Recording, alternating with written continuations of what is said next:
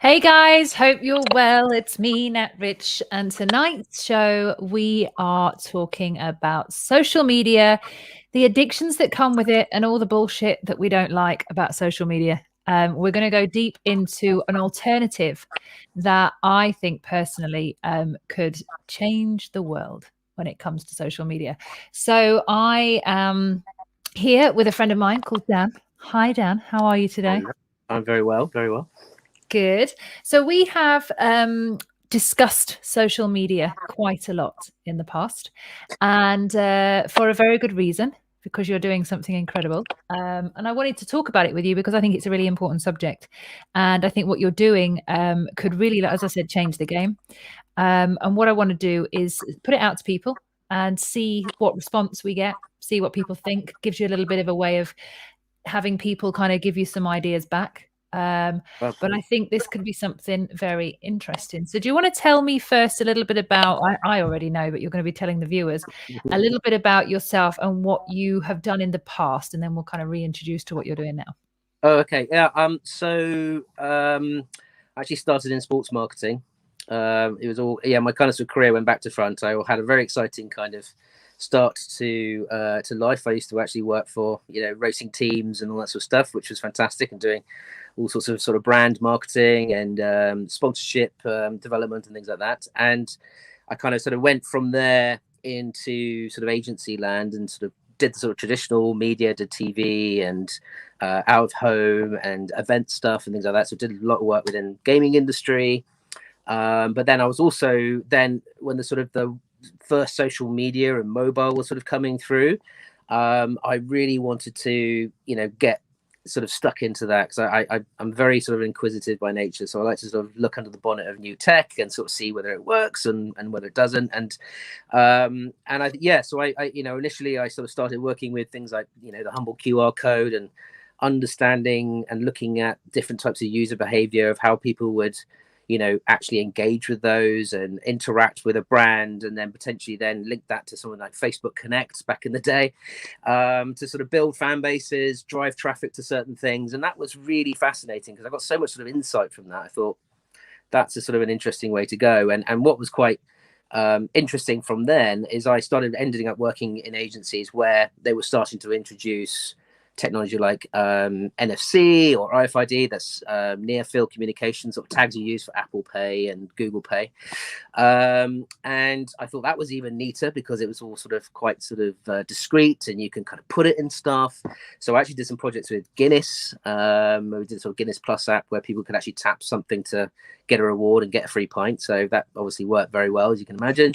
Free pint, free Guinness. Yeah, That must have gone down very well in Ireland. Yeah, exactly. So that went down very well. But then, it kind of then took me into different areas as well, working for startups. And I worked for another company called Zappit, which actually they were doing all the out of home, all the bus shelters and interactive bus shelters for advertising. And I was doing a lot of the kind of high level strategy, going around talking about how these kind of particular area could work.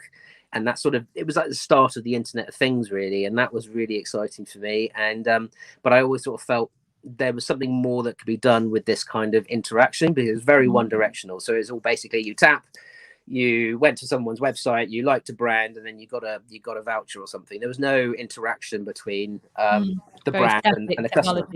Exactly. So yeah, that's kind of where I got to. And then kind of a nice sort of filler between where I am now is, so before then I was kind of sort of umming and ahhing about the technology. Could it do more?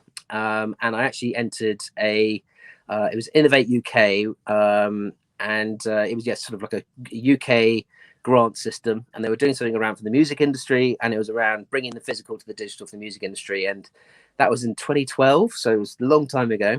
And yeah, I just kind of had this idea. I spoke to someone who was actually working on the program, and he just said, "You got to do this. You got to do this. You got to do this. You're driving everyone mad. You got to enter." So I entered my idea, which was actually hilariously putting technology or tech or tags or QR codes onto merchandise, which would actually create a one-to-one experience between the artist and the fan.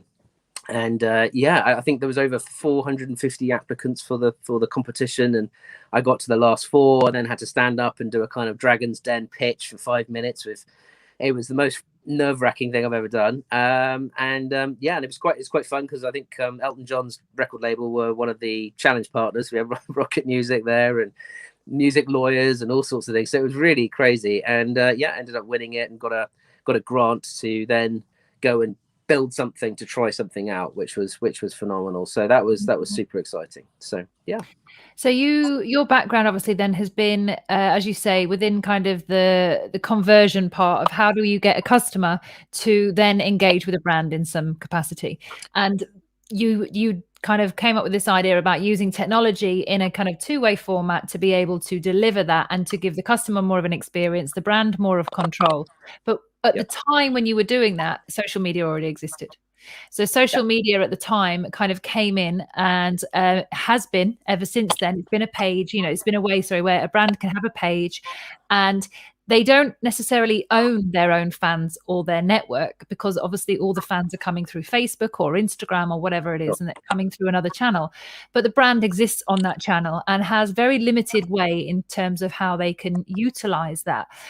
Although people think social media is huge and it's massive, and it is, it's the ethical side of social media for a business and also for an individual. There's so many downsides to social media.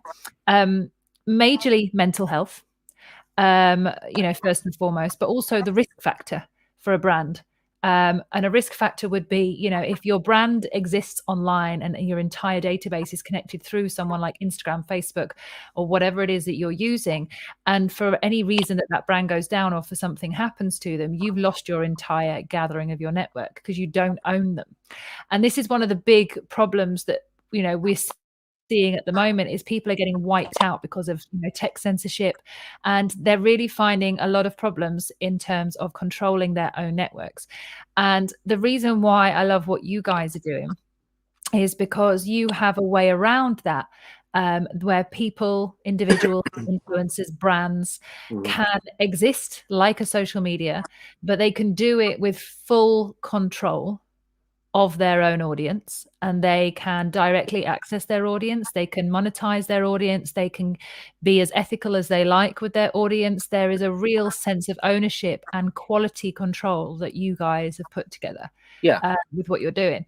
So you and I have, explain to me a little bit in terms of the mental health risks of kind of social media and what the downsides are that you see at the moment in terms of using those platforms from a user-based perspective. Yeah, what I would sort of say is that this was the reason why I created the brand, a product or an app called Scoot, which was basically the first very vertical network, which is essentially it's an OnlyFans but without the porn, basically. So it's connected to physical products or locations and things like that. So it's very much more sort of tactile, and it allows people to engage with people or things or brands in a much more kind of emotional connection.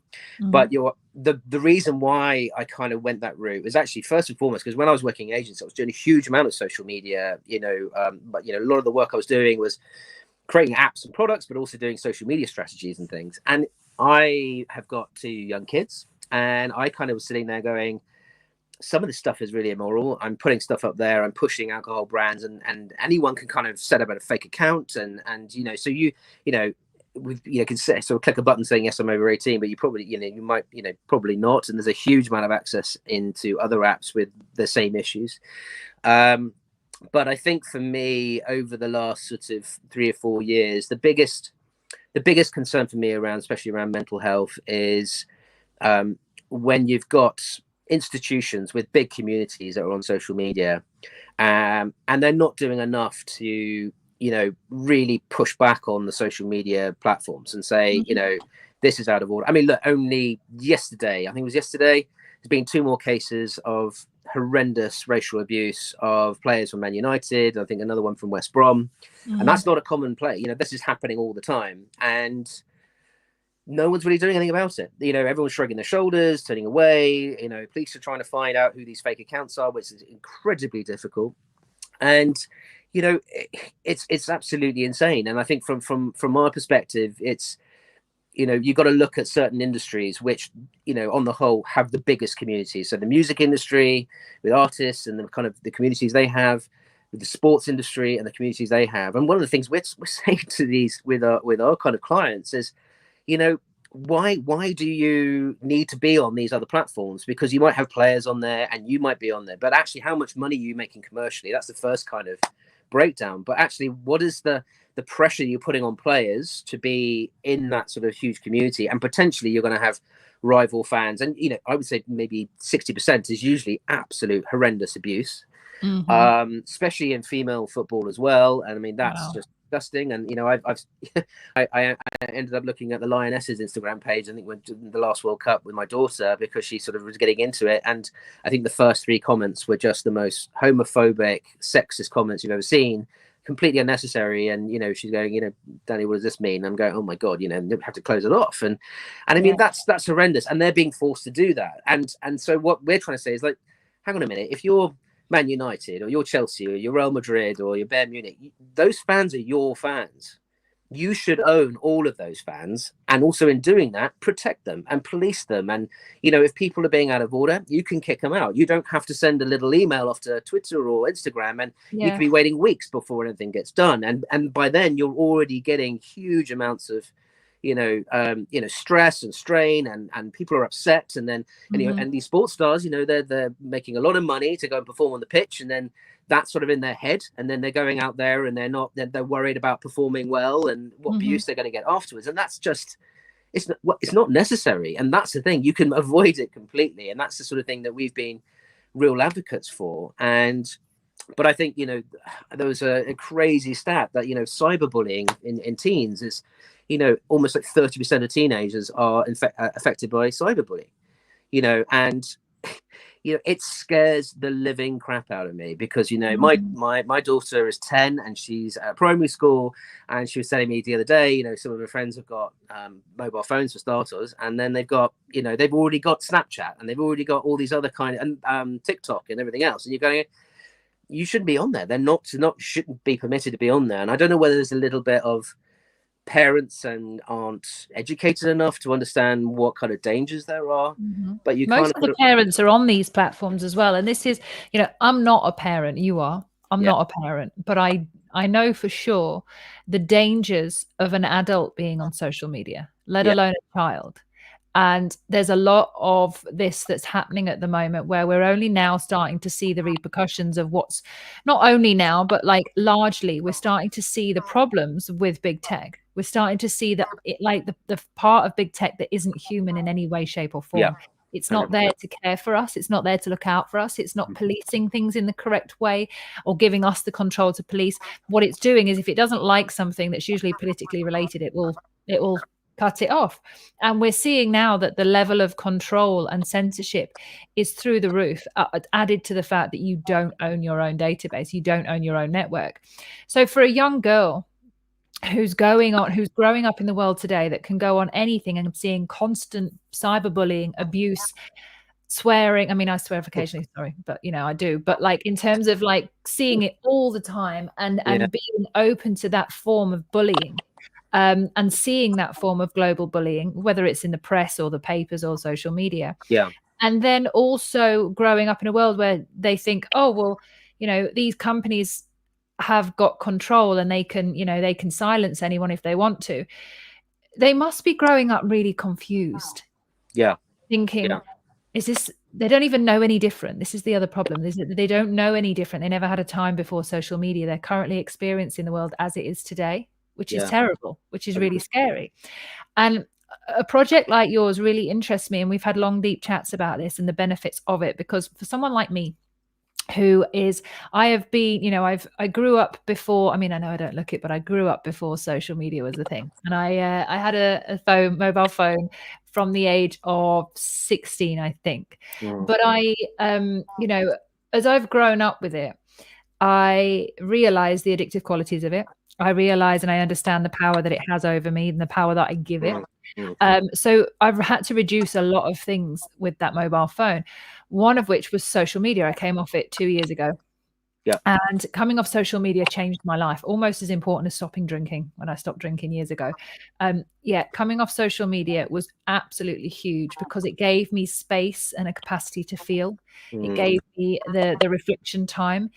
made me feel so much better within myself, because I wasn't involved in everyone's lives. I don't need to be involved in everyone's lives. The ego side of me would love to be involved in everyone's lives because she's still there being busy, but it's not productive and it's not healthy and it's not needed, and it's our people attention. people got addicted by the likes, the shares. Exactly. Yeah. And actually, that amazing documentary that we've talked about, Social Dilemma, really highlighted that. Where actually, that I've worked with developers, and you're constantly coming up with different ideas and how to kind of interact with people, how to engage and make them feel loved and everything else. And they did the like button on Facebook purely innocently because they thought it was a positive thing, and actually it's turned completely into a negative contrast because if people aren't getting likes for their content or people aren't sharing it, they then start to get paranoid, they start to get worried, and they're going to go, oh, no one likes me and no one loves me. And and I think thankfully there have been kind of apps and platforms that thank God have been shut down. There was a couple of I think there was a platform called Secret, I think, in the States, and that was almost the cause of several university sort of suicides, because it was one of these things. Someone could spread a message anonymously, but even the person who's on it could see all these different messages, and people go, oh yeah, that girl's a bit like what they had in Gossip Girl, which is I don't know if you remember that. Yeah. And and you kind of go, how can someone have been, an investor or someone go, yeah, that sounds like a great idea, get into the university, they're going to love it, and actually not look at the kind of the moral compass of actually what they achieved. They basically created a digital bullying tool, and that's what people will use it for, because unfortunately human nature, it's just one of those things. And actually I think, thank God, I think things are changing hugely, and I think people are starting to, there's a sort of a next wave of generation. I think sort of Gen Z are, yes, they're fully loving TikTok, especially during lockdown, because it's something to do and it passes the time and it's fun and engaging. They still have a lot of work to do around safety, and I don't think they do enough. But I feel that a lot of them are moving away from this space because they kind of want to join micro communities, and this is what we sort of found out. They feel micro communities can be really powerful and really loving and really caring. And I mean, when we Scoot's now, we've sort of transferred Scoot and all our code and the apps and everything else to another company called Connected Fanatics, where I'm sort of head of customer success, and it's they're very sport orientated and music orientated, but they're all sort of ex-sport guys and everything else. And the reason why we had a platform that was doing exactly what they were starting to sort of say to their clients when they were working at Adidas and all these huge brands was, you need to own your customers. We need to think about other sort of areas, because the other thing that we do is we put our tech into clothing, into t-shirts, into merchandise, jerseys, you name it, we can put it in it. So there's a sustainability angle. Why do we get people to pay for more stuff when they don't really need it, but actually people want to make money from it? But I think there's a real sense of we've got to look after that next generation, and we've got to look after that sort of generation that wants to kind of find like-minded people. And I think that's what really worked when we first launched Scoot.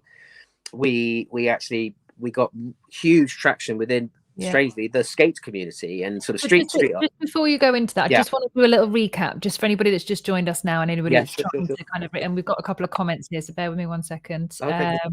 No worries if the people are just tuning in late. So the essence of what Dan and I are talking about is an alternative to social media, and the alternative to that is, at the moment, social media is available to the whole world, and the whole world can find you, which is kind of great if that's what you want. However, for your mental health reasons, it's not necessarily designed to really help you if you have the whole world looking at you at any time. Sure. Ask any celebrity or influencer and you'll see the problem with that, or any politician. So what Dan has been working on is a way to use what's called a micro community. And a micro community is a small quantity of people. It can be any number of people, but ideally it's a smaller quantity of people. And it's the quality of those people. It's the quality of the fan that you have, the quality of the network that you create. So for example, for me, if I was to have my own channel on Dan's platform and on the app, what it would allow me to do is it would allow me to create my content, which is what I'm doing now, using whether it's YouTube or other video platforms. And it will allow me to share my content into my own channel. Now, that channel would be something that I own. I would have the email addresses of everybody that's come in. I would have the details of everyone that's come into that channel. And I would be able to ban people from trolling me.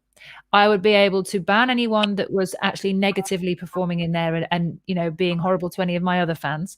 I would be able to deliver streamlined custom content to those fans. I would be able to sell content if I wanted to. So if I wanted to sell a video, for example, I could do that. If I wanted to do merchandising, I could also do that. So if I wanted to have my own brand of, you know, Being Human, Nat Rich t-shirts, and what it would allow me to do is I could sell that to my fans. But in order for someone to find me on this channel and to get to me on this channel, they would have had to have some kind of interpersonal connection, or they would have seen or worked with me in some way. So it makes it a little bit more human. And the way that they would do that is if I had my own branding on a t-shirt, and in that t-shirt would be a tiny little near field community. Yeah, NFC. Yeah, NFC. It'll be a tiny little NFC, like a QR code, but not. It's a little bit more detailed than that. That would be in my t-shirt. So if you saw someone with my t-shirt on and they started talking about what I was doing, you could open up your phone. You could hold your phone over that t-shirt or the hat or over the mask or over the bag, whatever I am selling, my merchandise. And that person who you are, you'd be able to go into there and you'd be able to pop up with my channel. And in my channel, you would then see all the exclusive stuff that I want to put into that channel, just from me to you and my very close friends. It's not going out to the world. You'd specifically have to find me in order to do that. Now, this would mean that my communication and my networking would have to get better. It means I'd have to be providing more quality communication and more quality content. It would have to be something that you are interested in, because if I wouldn't sign up to a skating platform, but a skater would. So it would be streamlined into what you're actually interested in, not streamlined into all the millions of other things. It would also mean that I'm not bombarding anybody with advertising in any way, because they're just tuning into my content, nothing else. They can be in the Nat Rich world, and then they can also be in the skating world, and they can be in the Cocoa Pops world, but they don't have to be anywhere else. They're choosing the worlds they want to exist in. And by doing this, it's healthier for your mindset. It's safer for you to be online, for me as an influencer, but also for people who are existing in these worlds, because I would be looking after the quality of my fans. And then if I wanted to have a subscription to my content, I could make it free and available, but it gives me total control and access to my content, to my fans directly. And this is just me, but imagine someone like we've talked about before, Dan. Imagine the power of someone like Stormzy, when we've mentioned it before, who has an aversion to social media, not really wanting to be on there, doesn't really see the value, but he has a massive database of huge fans. Imagine if Stormzy had his own channel. And that channel was just his. He owned all of his fans. He had his own merchandising. And within that merchandising, it could be a number of different things people could get access to. But it would mean that there's no social media. It would mean that there's no form of trolling. And it would mean that he basically gets to directly access his fans. So when he wants to do a tour or sell a ticket, he does it directly. He doesn't have to go through anyone else in order to do that. So I was going to say, just to add to what you said, one of the other key things that we have, I mean, you talked about, you know, you're able to police and the channels yourself. We've actually got a setup where actually all the users can also immediately delete or report anybody in the channel which they thought, you know, I don't like this person, and that means that will get recognized within the backend system. So any other channels they join, if that other person's on there, they won't see that content, but it will be flagged up to you. So, you know, that's really, really key as well. So there's none of this kind of, you know, sending a kind of, I want to delete this and block this person. You might have to wait before you can really genuinely get rid of them. We will do that all through the platform. But in the case of kind of what you're saying with Stormzy as well, and also what we're talking about with football clubs or sports teams, everything else, is we're able to, because we've got a connection point as a physical object. It's a jersey, a hat, as you mentioned. You know, we can actually really deliver different channels for different demographics, different age groups, and things like that. So it means that the content could be, you know, really safe. It also means the commercial opportunities you might want to do and pull into your channel, you would get, you know, a full 100% of that kind of paid partnership.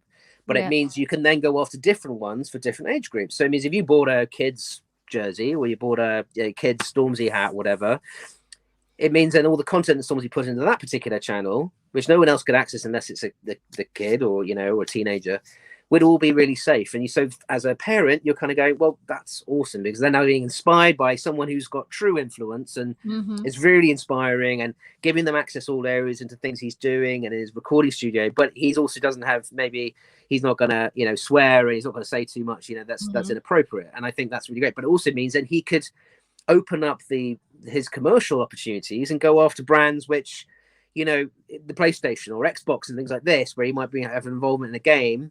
Do you see what I mean? And then, but then in an adult channel, he could maybe have done some with an alcohol brand or an energy drink. So that's where it gets interesting.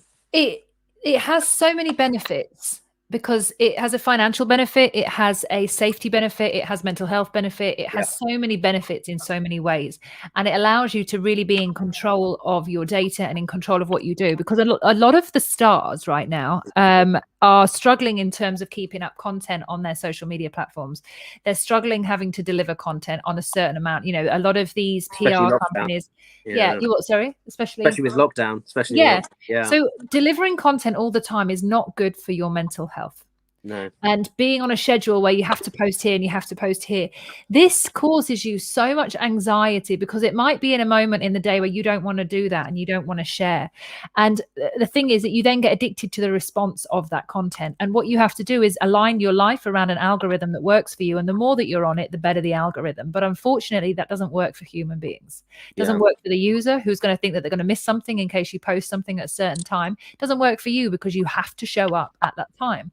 But the benefit of having a channel is you get to change everything in terms of how you communicate with your fans. You might decide that you only drop your fans something on a Friday, but they're all there waiting on a Friday for you, and they're ready to act, and they'll be engaged, and you have a couple of days dealing with that engagement. But for the rest of the week, it's up to you what you post. You can be far more, productive, and you can tailor make the kind of strategy you want as a brand or as an influencer. And for that, has got, and you're fully in control. You could cut out your agent, you could cut out all sorts of different things, not designing it for that, but I'm saying, if there's something that you don't like, say if you have an agent and your agent and your manager are like, you've got to do this, you've got to do this on social media, you've got to do here, it's got all about it.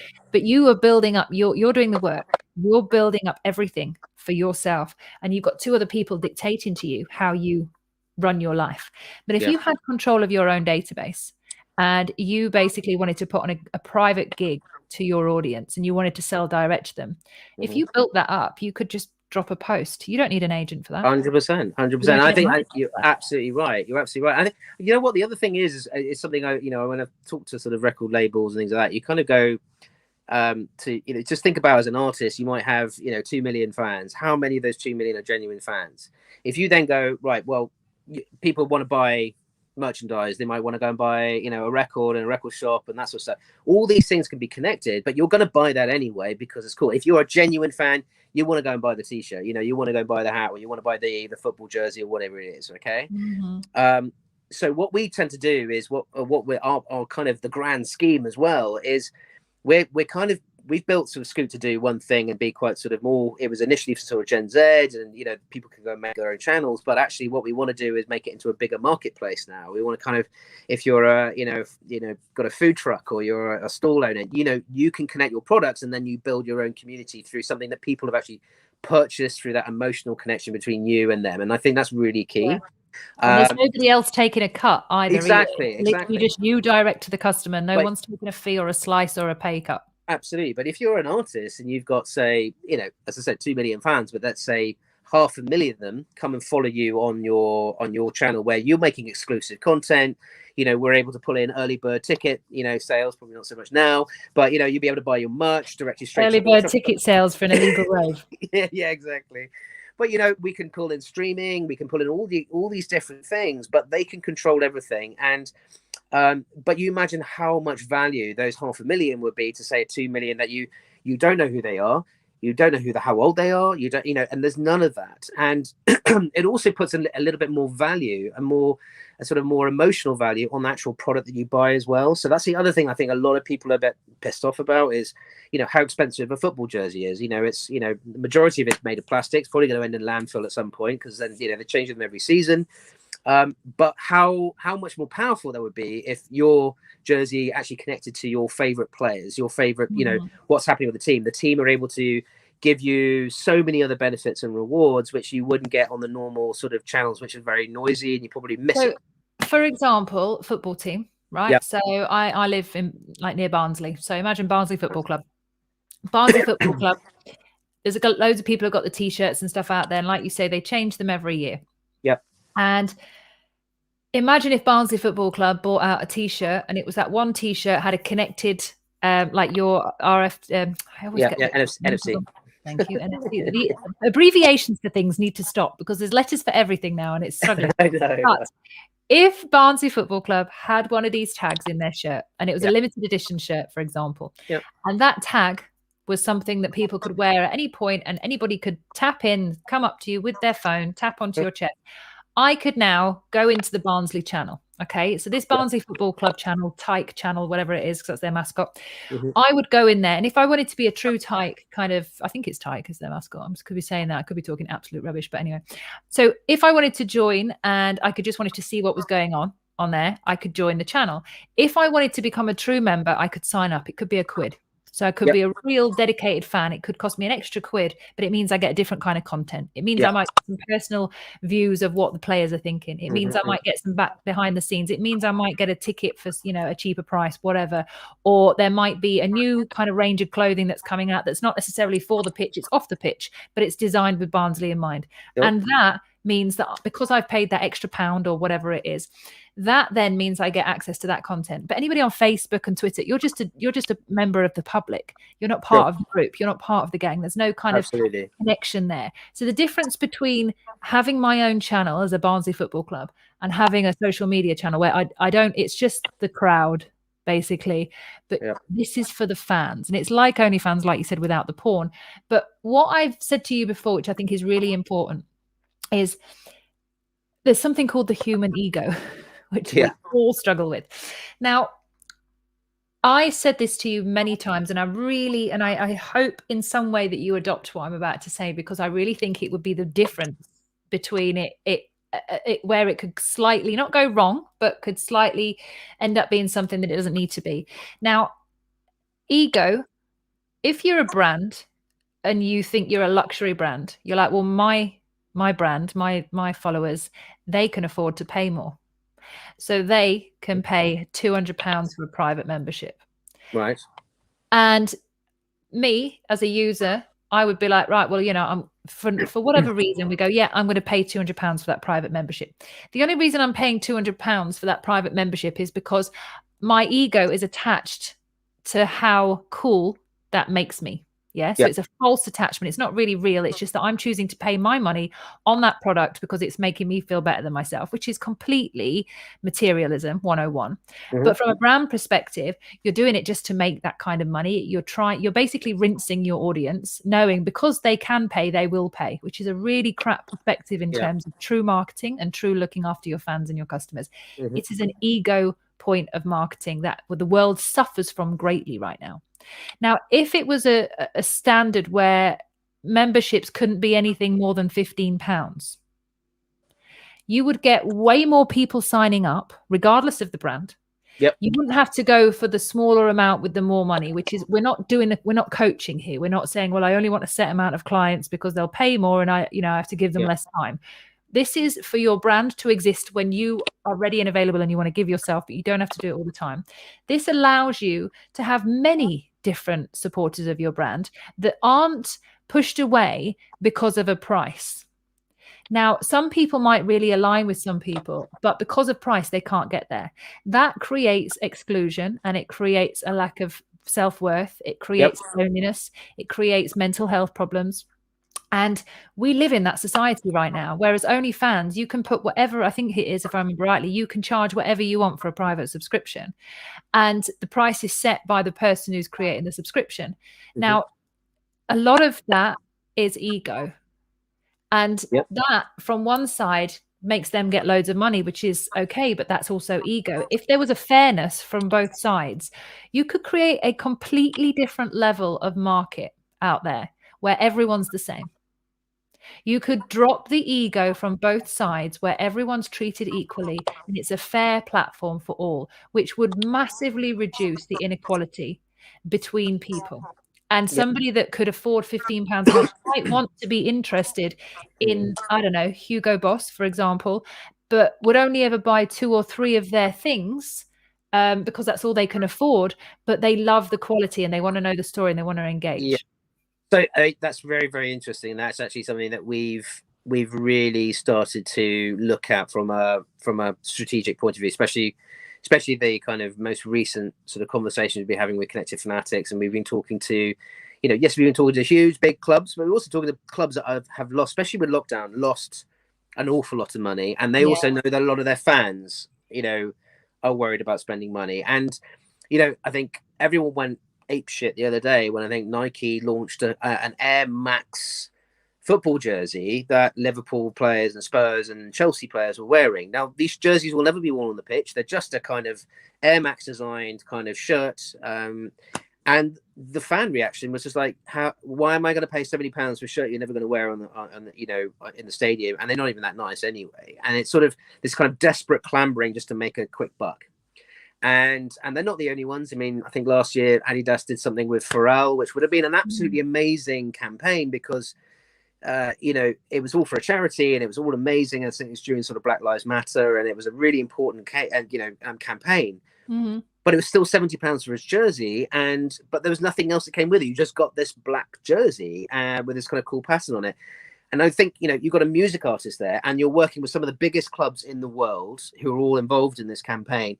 How easy would it have been just to put a bit of interactivity into that jersey to make it super, super special, that you probably, you may even frame it because it's got this sort of immediate connection to Pharrell. Maybe there's an exclusive track that he's not even going to release. So if you buy that, so it's that kind of little Easter egg thing, then you probably would have sold 10 times the amount. And that's just why, people aren't thinking like this. And so going back to what you're saying, I think you're absolutely right, because I think the beautiful thing what we're doing is that we can kind of make that exclusive, high-end FOMO kind of community where only the very elite can get it. So, we're actually sort of saying to these, these clubs, when we've got this amazing kind of partner we're working with, where we've got sort of equity in, where they make these most gorgeous handmade sort of duffel bags and travel bags. I mean, they're absolutely incredible. And, they're about £2,000. They're a very expensive piece of product. But we thought, how amazing when your new players arrive to your club, you have your embossed logo on these bags. That's their travel bag. They all look the same, but it's all connected, but it's only connected with the players. So all the players and the coaching staff are in that channel. So it's very, very exclusive. And then, or maybe the board members and everything else. But what we're then going down the ranks, and what we're starting to do now is actually the tags that we're creating and these sort of patches that people can actually apply to the jerseys. They're just like an iron-on patch that you get like so every kind of football jersey, they're just iron-on. Yeah, so you've shown me them before. They're like stickers. Yeah, exactly. So what we're now saying, especially for, especially leagues which are in, the National League at the moment, everyone is literally, they're running around their head as chickens. They're losing money left, right, and center. They're not on TV, so they don't have any TV kind of money coming in. And they're worried that things are going to go south very fast. And so, fans aren't going to go and buy a new jersey every year, especially fans in Barnsley, if they're not. But you want them to feel part and connected to the club community. So rather than sort of forcing them to go, oh, you can only have it if you buy this 70 quid jersey, you can go, well, look, you can buy the new jersey. We'd love you to have it. But if you don't want to do that, bring your old jersey in, and we'll iron the patch on for you, or you can even buy one yourself. And it's only a couple of quid. Yeah. Just imagine the relief that the financial relief that would allow people to have, and the inclusion and the connectivity that a human would have by being, there's an option for me. Because this is what we're going through right now is options. Yeah. Our options are being limited by the day. Whether it's flying out, whether it's going on here, whether it's going on looking for content. Now, our options are being dramatically reduced, and so is our connection to people, which is devastating, because we thrive on connection. We thrive on our collaborations with people. Our intimacy is what keeps human beings going. We were meant to live in small groups and small communities, not the size of the community that we're living in now, which is like 4 people in a house. And what we have, regardless of what people, the misinformation that's out there at the moment is extensive. And people are confused. There is no one that can tell us that they know what's going on right now. And if they think they do, there's a large amount of ego in that, shall we say. So what's happening now, whether you if you look at what happened in America, when you look at all of those people following Trump, regardless of what you think of Trump, just imagine that he's a really nice guy and everybody absolutely loves him. But regardless of what you think of him, right? And he gets shadow banned, and he then gets taken off a social media platform. 25 million people jumped on Telegram in 72 hours. Yeah. Coming off of Twitter and going on to Telegram because of what happened when WhatsApp decided to make a change at the same time as Trump was getting taken off Twitter. So Trump and his team opened up channels on Telegram. Yeah. And the instant connectivity was there, and people flocked. There are still people flocking now, coming off of WhatsApp, going straight on to Telegram, not for Trump, but just for the sake of they're actually moving away, and they're realizing the power that big tech are having, and the political problems that has, the social problems that has, the financial problems that has. I don't know if you've been watching what's going on in the financial markets right now with Reddit and all the game companies out there, the manipulation. It's brilliant in the sense of we're getting to see how the many control the few rather than the other way around. And a product like yours and something that you're doing is, for me, I look at it and it reminds me of, the Disney, I think it was Disney or Pixar, when it's the ants film. I think I've shown it to you before. Yeah. And locusts saying, once those ants find out how powerful they are in the collective, that's our way of life gone. And this is what we need to be looking at with the elites and the big tech. A product like yours and a platform like yours is a solution, because it would allow a smaller individual to jump onto a platform, handle it in a way that they want to handle it, and deliver the content they want to deliver, and give people a safe space to exist online. Why would I need to go on to social media if I could sign up to Stormzy, if I could follow Barnsley Football Club and I'm in my local, cake baking club?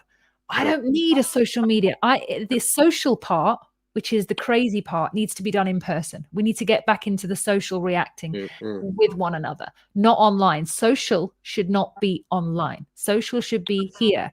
We can then have our brands online. We can have our groups online. But we need to be doing stuff that makes people reconnect with themselves in human life, but then to choose the space that they want to spend online. And your platform, for me, we've gone into this many times, just blows my mind on the capabilities of what this could do. Well, yeah, absolutely. And I think the other interesting thing, going back to the kind of cyberbullying and trolling and things like that, what's interesting is it's so easy to create fake accounts on pretty much all those platforms, okay? Because there's no real registration element and everything else.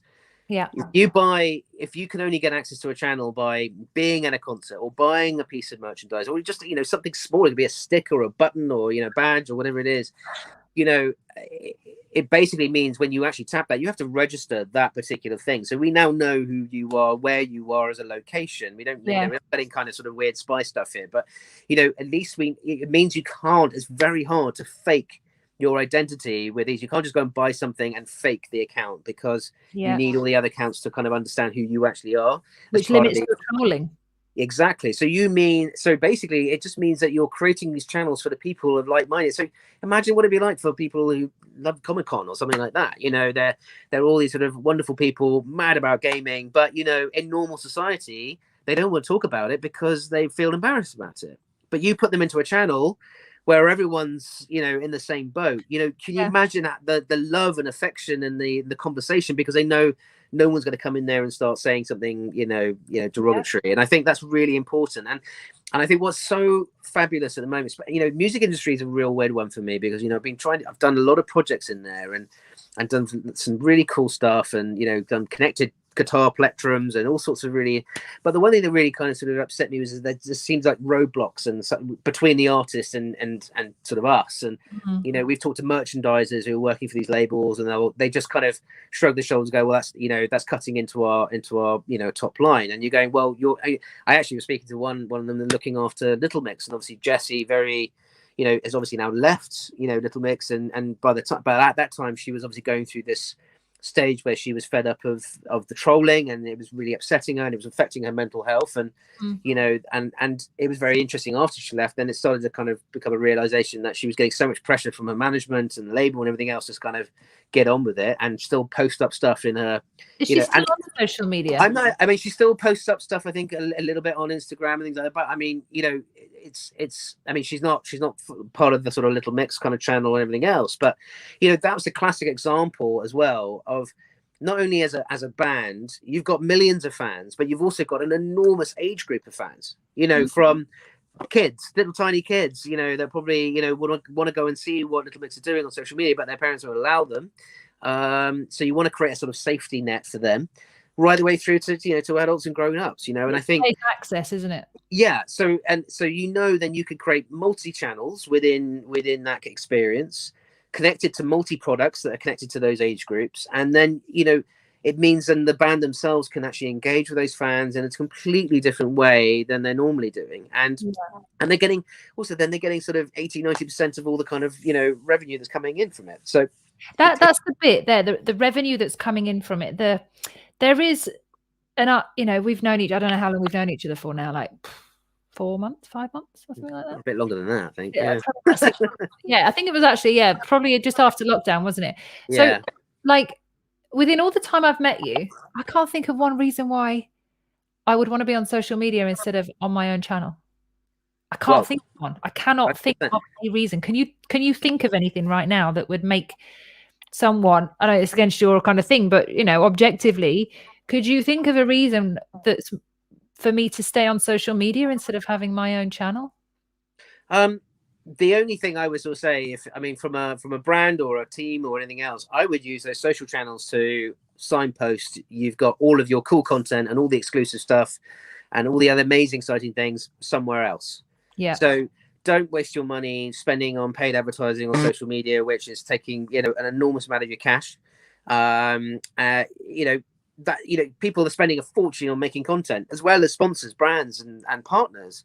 So what better way to do it than give it to the fans that really genuinely going to buy something or genuinely going to love it and actually engage with that partner, than throwing a lot of crap at the wall and hopefully some of it sticks, which a lot of it doesn't. This is the issue with, you know, with TikTok and things like that, is that it gets huge engagement and huge kind of reach, but whenever I've actually asked people what was the commercial, you know, what did you get out of that particular campaign, you know, after you've obviously spent licensing on the music and all that sort of stuff that all gets taken account of, what do you get out of it? And they kind of go, well, you know, we don't know yet, but, you know, we got so much engagement. And you're going, well, okay. And so I think people just need to get smarter and braver. And I think that the biggest issue, I think, is it's the devil they know. So they know the sort of the platforms that they know that can then, you know, are best for messaging, and they want to, you know, mum and dad's on Facebook, and, you know, everyone knows where their place is, and they kind of follow their kind of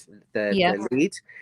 But I think, you know, it really needs to come from people of influence or big brands or you know, big institutions, organizations. And we're talking to some of the biggest organizations in the world that really, when it comes down to it, especially in sports, you know, they command, you know, billions of fans. And you know very well that every stuff they put up on Facebook, Instagram, and everything else, they're probably, you know, they're making literally nothing. And you know, this is the bit. So imagine, right, I'd humbly grown my 10,000 followers on Instagram. Yeah. And I said to my followers, look, I'm going to be on here occasionally, but if you want real content and you're interested and you want my offers and you want, you know, all the other stuff and a bit more of a safer space to exist, and you don't like social media, come to my channel. Here's the link, or whatever it is, however you get on there. And if you want, you can still see some stuff. But then if I want to sell a space that's more private for £1, I essentially obviously take off your cut from the channel that you have. Imagine if I had a good 7,000 of those people coming onto my channel and willing to pay. And this is why I think the financial thing, the humbleness of a smaller amount, makes you think that if I had 7,000 people out of my 10,000 people come onto my channel and they were all willing to pay £1, it was £1 a month. Yeah. It's £1 a month. And I might, as a user, might be following 20 people, but I'm only paying £20 a month for my social media, but it's a social media that I want to see. You know, I'm not just, I get to choose where that pound goes. And if every account was £1, for example, you could get higher ones, but if every account was £1, as an influencer, I'm banking £7,000 every single month before I've sold a t-shirt, before I've sold a gig, before I've sold a course, before I've sold anything. I'm just getting, just for being me and creating my content, every person who's seeing that is paying me £1. 100%. That's enough for Yeah. anyone to live on a Yeah. month. If you're living in a humble state, you're not even a humble state, but you don't have to. You could be living quite a flash life if you. Yeah. But I think the biggest thing as well, I mean, the one thing that really inspired me when we first launched it, especially with the sort of skate community and street artists and underground sort of dance music and things like that, was the creativity that the people that own the channels were coming up with. So we can embed this stuff into street art, we can embed it into into locations, and the skaters were putting we had these little pods and wearable pods that they could either carry on them, or they literally stuck them in the skate parks. And what was great is that they ran the channel. So if you weren't a skater, you weren't allowed into the channel, but if you were, it didn't matter what level you were, you could have access. But the biggest eye opener, even back then, probably I think it was like 2015, 2016, we did a launch video out in South Africa. And that was a real eye opener for me. So we were working with all these pro skaters, and we were going off and filming, and they were filming stuff, and it was amazing, absolutely amazing.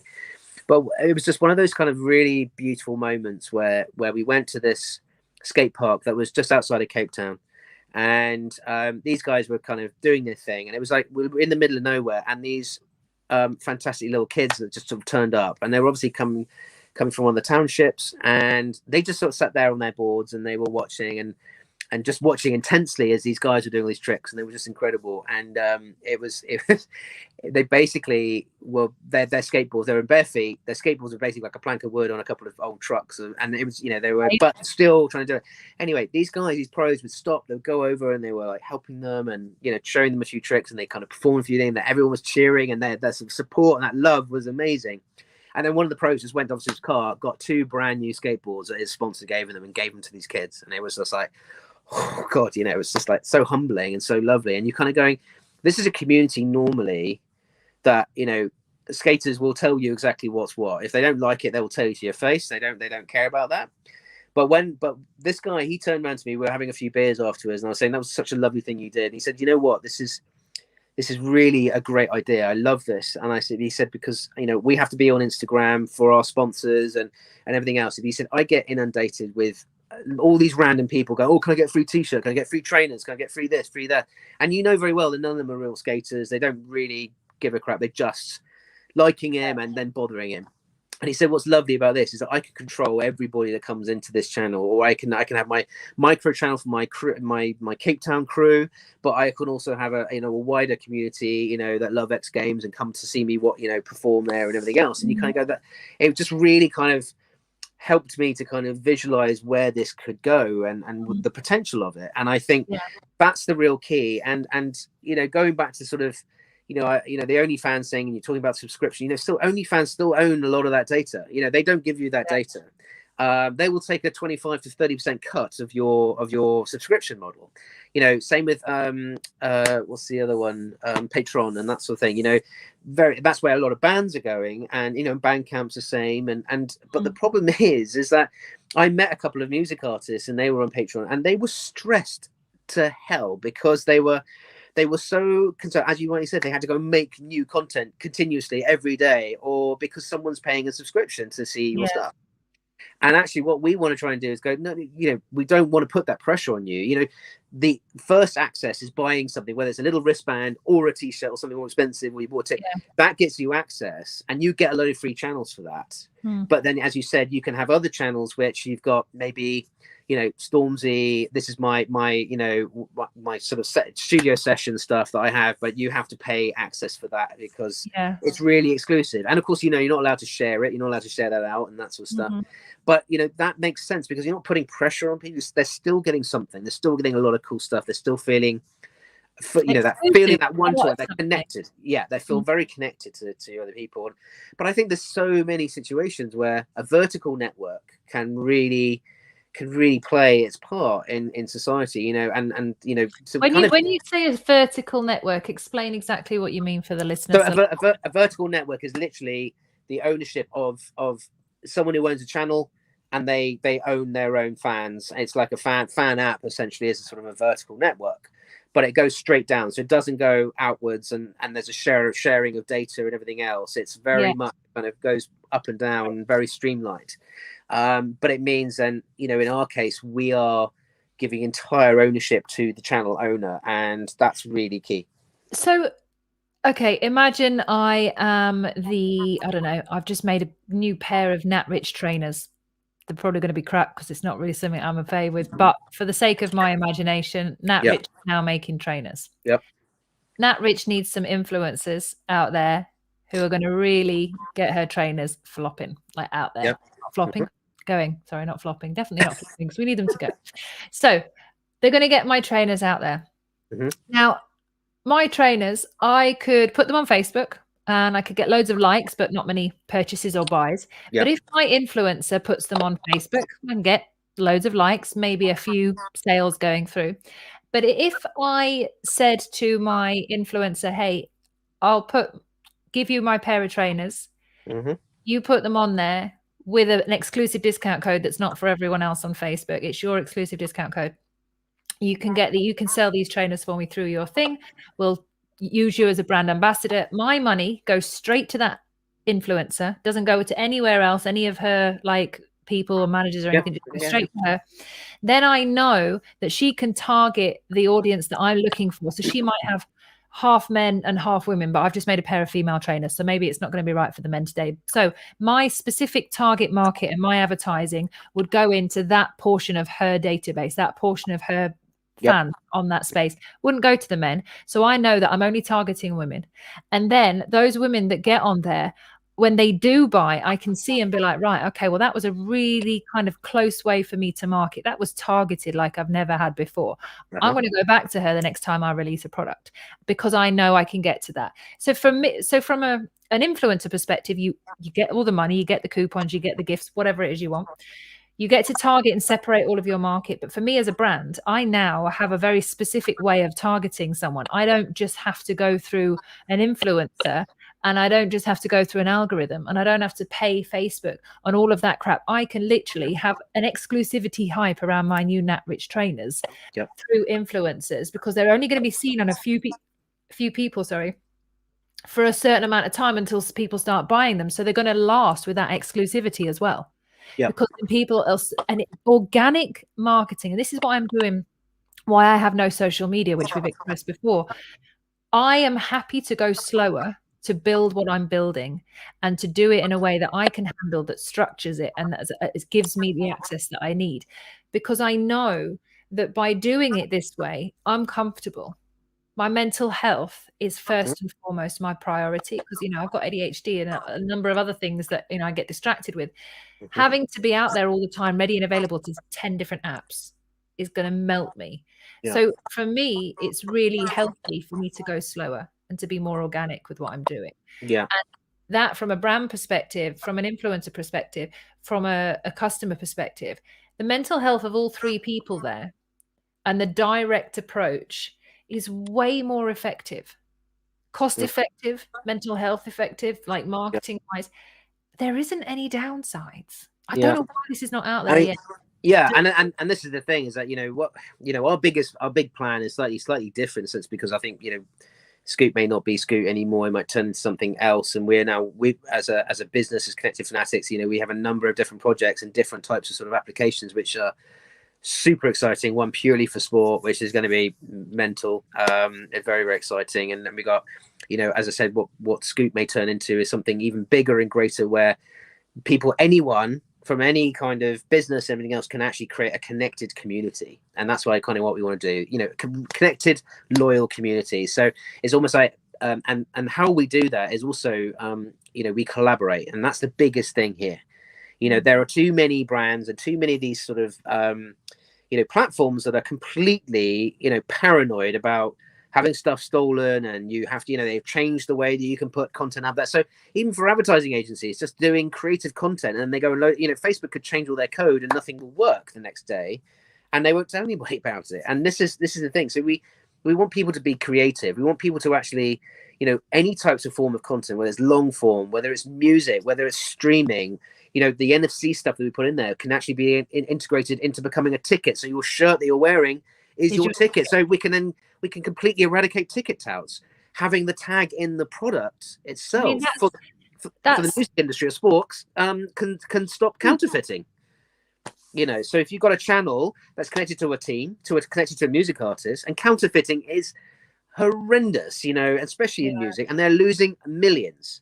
Yeah. And we're going, if you've got a channel that's connected to a t-shirt, that we can lock all of that channel in, so someone can maybe try and buy a t-shirt and maybe try and replicate it, but if they don't have our tags with our kind of configuration and algorithm in it, it's going to be a fake. So we know that, and that's why we're also talking to huge fashion brands and things like that, because there's two reasons why they're kind of coming to us. Is because the one they're sort of seeing is counterfeiting is such a huge issue, especially with very high-end brands or sports brands or music artists and everything else. But you've also got people are now very concerned around sustainability and climate change, and products and clothing going into landfill. And there's a lot of kind of stuff that's really, a lot of brands getting backlash because they're doing ridiculous kind of campaigns with focusing on a particular age group that they'll probably, they'll go out of fashion within 6 months, and they will just end up in the bin, and they're extremely expensive products, and that's wrong. So one of the things that we're now collaborating with is other really cool businesses within this space. So we're very much about experience, that front end. We understand fans more than anybody else, and so our experience and the ideas we're doing and the kind of activation, so it's super exciting. They feel they're getting bang for their buck. It's going to give you real value. But there are other companies that do all that back end stuff that can actually look at all of using this technology, can give people the whole supply chain angle. How does that product get made? Is it being made in really good manufacturing situations, right the way through to you're now wearing it, and all these things are really, really important now. And so we're basically looking at the climate change sustainability angle, especially on physical products that people buy. Yeah. We're giving safer social communities and connected communities like never before. We're giving huge brands the ability to actually white label the whole thing, so they'll actually create their own app. So for a music label, that's amazing. So you could they have their own app. They then own all of their fans, all of that data for all of their artists. And if an artist leaves the label, they can just replace it with another artist, and that artist gets their channel immediately. And the commercial opportunities are just phenomenal, because everyone's just running around like headless chickens. Just another question then. So in terms of, and this will probably be the last one in terms of timeline, I know I'm keeping you. I really enjoyed this conversation. So okay, I forgot my trail of thought. No. Okay, so App Store, Google Play Store. The App Store cancelled Parler the other day. Took it straight out. Is this an app, or is this direct to your phone? So for example, if I go past the next Barnsley football shirt wearer and I'm like, on the thing, it then comes up on my phone. Does it come up? Do I have to download an app to get into that channel? Or or is it like a website that comes up and then I can sneak in from there? No, so it's actually both. So it's a good point. So we've built it into native because it means we can use the technology. NFC technology can then be used in a secure way. That's why NFC is used for Apple payments and Google Pay and all that sort of stuff. That's really the key here. You don't actually have to open up your camera to snap a QR code, and QR codes can be hacked. I know, with the whole COVID thing, I've actually went to a track and trace one, and I tapped it, and someone had actually put porn on it. So that's it's that easy to do. So I was like, that's not a COVID NHS thing. So there we go. So yeah, it's that easy to do. You can literally hack them, and but with tags they can be locked and super locked. And so actually, what you do is, if you saw a Barnsley poster, football club, and you've got the players there, and each one, then maybe underneath all the images of the players could have their own little kind of bit of content. So what we do is we actually you can do a web view. So you just tap it with the end of the phone, tap it like you do in Apple Pay, and it will come up on a web browser and basically show you what the channel is. So no one's forcing you to download the app. No, you can literally just get a little bit of content, may see a bit of video, welcome to Barnsley Football Club or whatever, or a player will do their little interview. You could do something like that, whatever you want it to be. But you won't be able to interact and actually communicate with the club until you download the app. So the reason why we ask you to download the app and then buy the product and actually get that channel, it means then you're then allowing that GDPR element as well. So once you follow the channel, then it means you can then, that data can be released to the club, you know, the limited amount of data, but it means that they can then, you know, understand what you like, and then you can start to kind of, you know, target them with certain things that they're really excited about, whether it's players looking at their homes or doing techers and tricks, or just, you know, match day or coach or whatever. You can then get those different environments. So you do need an app, and the reason why we do that is because it means all the content within the native experience is very secure. And yeah, so that makes sense, because I'm just thinking the only it's not even a flaw. I mean, all the upsides are there, but I was saying, you know, like Apple had the chance to control Parler the other day, calling it a right-wing conspiracy site, when actually it's a social media platform for free speech, but the media have named it as a right-wing conspiracy platform, which is not correct. Obviously, it's got a lot of people on there because they're pissed off, but essentially, you know, Parler existed before that, all of the stuff that went on at the Capitol the other day and all that crap. So there is an option, like on an Android, like I have an Android, and if I wanted to go onto the web browser for Telegram, for example, I can go on there, and then I can take it out and put it on my home screen. So I've got these things at the moment on my home screen. So I've got like my investment school thing that I'm learning on building, and then I've got a Google Drive folder that I use all the time. So they're on my home screen, but nothing else is. So essentially it is like an app, and it goes direct into what I want. And that takes me straight there. But obviously that may not be as secure as what you're saying with an app. If you downloaded an app, that's when everything. Web views and things like that, you know, they're good for, you know, just extracting information. That's where a lot of brands, you know, when I was going back to the beginning, you know, when I was working for these companies doing the out of home stuff and on the posters, and it was very much a one direction sort of kind of experience. You know, whenever we mentioned, oh, we could do a two-way thing and you can actually talk to your customers, imagine the value there. They were scared stiff, because they're like, oh, because, you know, what if they hate us and everything else? And you go, well, that's a good thing, because you need to kind of then turn that around, you know.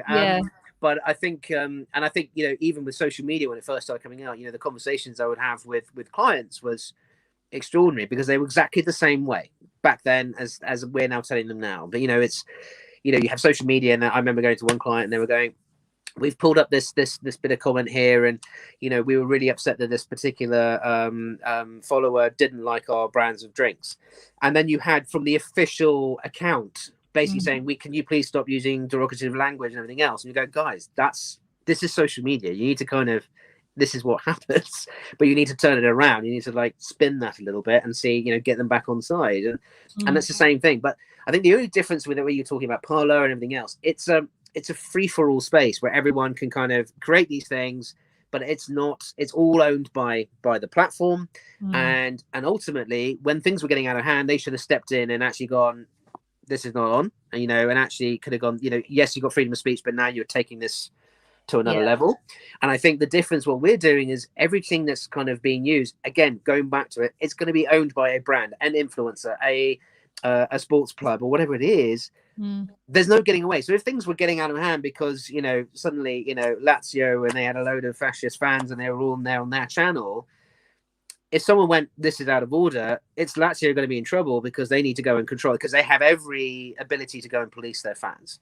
You know, I'm not saying they're Lazio fans are fascists, but you know what I mean. But I'm just saying, you know, it's kind of, we've got to be very, very cautious of that. And actually going back to the whole point of players being racially abused and everything else, that club should be managing that. And do you imagine how quick it would be to then find the perpetrators? Bang, you know, they're out. And not only that, you know, you're banned from the club, you've got your season ticket banned and everything else. And that's the key thing. That's the power. So what we're doing is we're building, obviously, with what the new version of Scoot will be this open market for anybody to create their channels very affordably, maybe link it into Shopify and all these sort of things, which would be great. When will this be? I mean, obviously you don't know for sure, but like in terms of timeline, so like, say if someone's listening to this and they're like, oh my God, I actually want this now. Where do I get it? How do I do it? How long do they have to wait? Well, not especially long. At the moment, we're just going through an entire new roadmap and strategy. At the moment, we're looking at probably, you know, because we're doing quite a number of things in tandem. We've got a number of big clients that want to have their own white label version of what we've built. that's connected to their products, which is for obvious reason, makes sense. But I imagine, we've got a kind of some very big conversations with some money men and everything like that coming up. So all going well will be, because really the app's already built. We've just got to reskin it, maybe change the name, something like that, and do something a bit unique. But we've got to build all the backends. So it's probably going to be 3-4 months, I guess, before we get that sort of first real big marketplace version. And for those, because I like to see if there's any magic in the air that we can help you in any way. You never know. What do you need? What do you need that you haven't yet got that somebody might be able to bring you by watching this? If somebody's listening, thinking, how do I help this? What do you need as a brand, as an individual? What are you missing? I think really what would be fantastic is, we still always love to hear from individuals. It could be influencers that are kind of doing their thing. They might not be they might be doing incredibly well, but actually want to do something a little bit more appealing. And that's an interesting thing where you even get YouTubers now moving and making their own networks. I mean, even the horror story of Logan Paul and people like that are banned. He's created his own vertical network and he's making $1 million a month. So he's doing all right. So if you do it well, and you do it how you want to do it, you can do something very, very interesting. And I think we just want people who've got really good ideas, who can see a kind of a physical to digital network really work for them. They want to connect with real fans, or they've got a real ambition to go and drive something very, very unique, or a brand that's maybe getting their products are getting copied and counterfeited. It's something that we should be talking to. Absolutely. So one more thing that's just come up in the back of my mind. I already know the answer to this question, but I'm going to pretend that I don't. Okay, so I have created the Nat Rich channel, for example. Let's call it the I Am Sound channel. So we've created the I Am Sound channel, and I want to now put content into the app for my audience to see. Now, for me to do that, I need to make a video.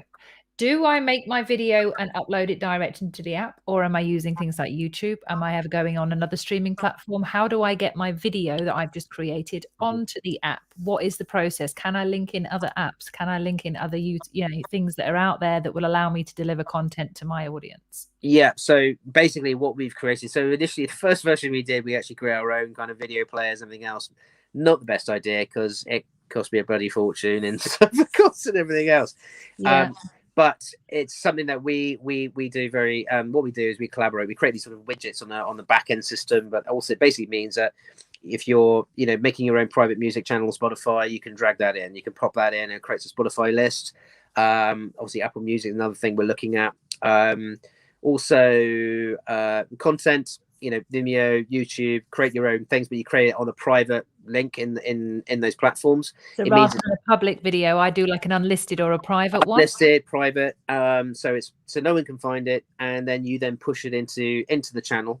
And any new content you push in, everyone that's following your channel will get a notification. There's new stuff in there from you, so they'll be able to go and access that. But yes, streaming services, we can push that in. And so basically, it's all about collaborating with sort of brands or platforms that are really, but down the line we will start to build our own versions of that, because ultimately. Library? Pardon? Have you heard of Library? Library and Odyssey. Yeah, I think you guys connecting with Library and Odyssey to be an alternative opportunity to YouTube. I mean, I like YouTube, I'm on there all the time, but I'm saying for other people who don't want to use it or have different kind of content, that kind of partnership with Library and you guys and Odyssey, I think would be very interesting. Yeah, I mean, this is the thing. We're really open to talk to, brands, organizations, platforms that we could collaborate with something that, we're a funnel.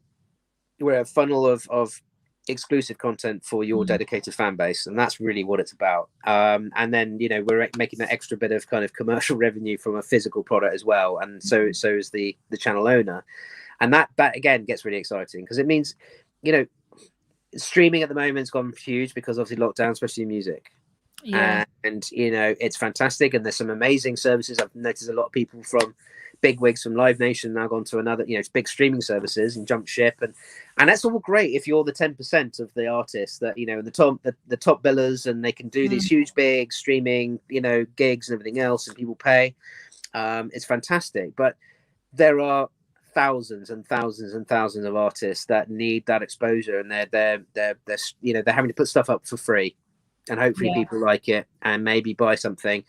You know, they're getting hit on the, you know, on putting stuff onto Spotify or Apple Music, and it's really hard, and that's really affecting them. And I think what we're trying to say is that, you know, go and find a cool designer and a t-shirt manufacturer, and you go to them and go, let's make some merch, and I'm going to put all my stuff into this connected channel, and I'm going to make 100% of the profits of that, and that's going to be amazing. And we just send them a whole load of patches, and so that they iron them on. And this is very interesting, and I feel that that's where it's at. I mean, me personally, I actually have a chat with a friend of mine who has a merchandising company actually in Goldthorpe, near where I am, which is very random. He's living in Australia, but he has a company 3 miles down the road from me.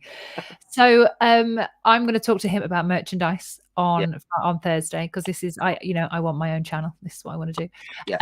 And I feel like, for me, because I'm about to go and have Roku TV channel, and my content will be streamed live to Roku TV, live to Apple TV, and also to Amazon Fire Stick, all through my Roku platform.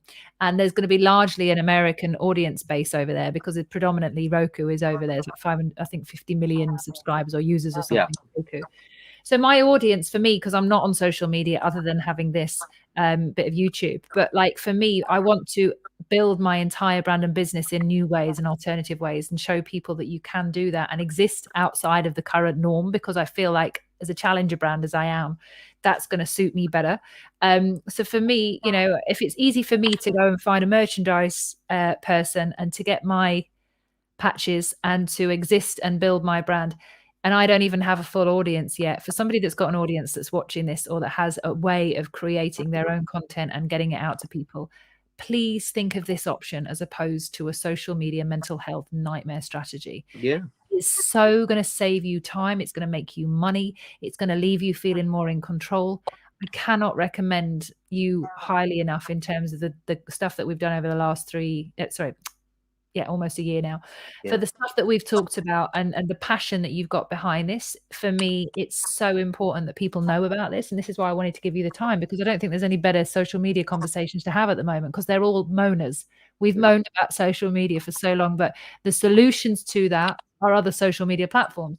So it doesn't make sense. This, for me, is entirely different, and even more so because now I have my own Telegram channel, which I actually had 4.5 years ago, and it pretty much first came out, but no one was on Telegram. Now I'm on Telegram. You can join me on Telegram, and I am happy just posting in there to almost 60 people.